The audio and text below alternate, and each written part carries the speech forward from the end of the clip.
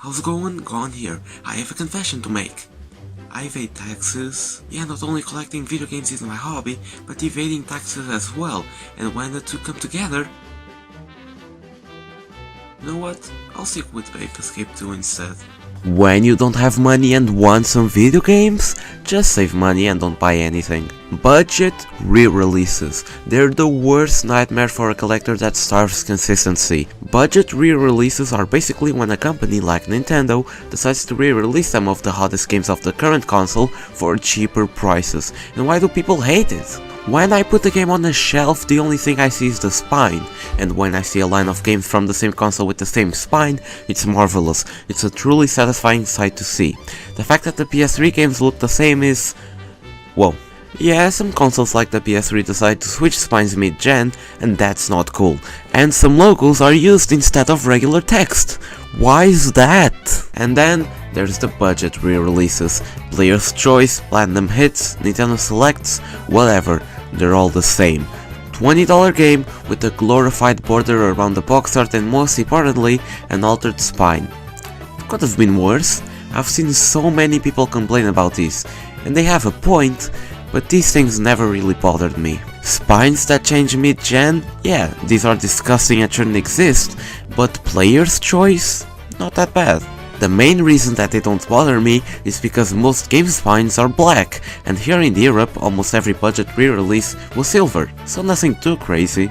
Also, when they're on a shelf you only see the spine, the front box art can be whatever, it can be ravioli, I don't care. I'm glad they don't bother me, since they're the most commonly available and the cheaper versions of games. Except that one time where I ordered the Player's Choice version of Super Smash Bros. Melee for €35, and when it arrived, I got the regular version. Should I get mad? Of course not, they're selling it now for $115 now.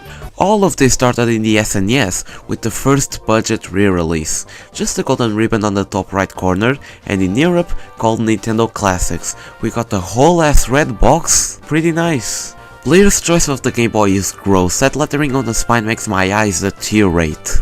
Fortunately, the cartridge only has a small ribbon in the label, and here in Europe, we had nothing. Congratulations guys!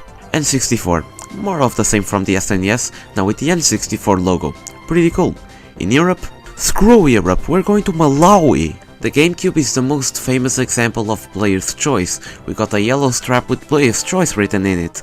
Now, this looks terrible. I'll win this one. In Europe we got silver, and actually, I like this. It features a whole silver spine, and next with some games like Luigi's Mansion that has a black spine, it looks good.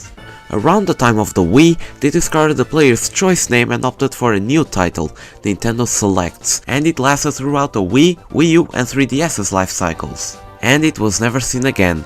They all look the same, a red and gold border around the box art and a small medal in the spine, and I much prefer this than the previous versions.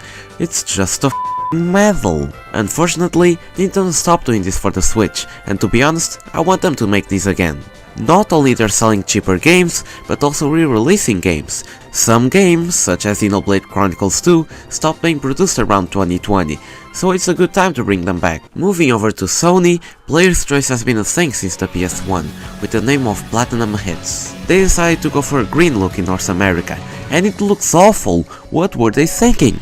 Fortunately, here in Europe, we got just Platinum, with the silver color, and it looks miles better. Don't tell me that this looks better than this. In the PS2 era, here we continue with the Platinum name, and the first version of Platinum looks good.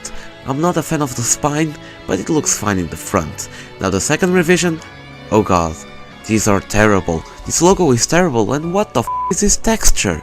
But in the US, I guess Sony's colorblind, it's not hard to pick blue. In Europe for the PS3, we got an awesome yellow and silver coloring for the box art.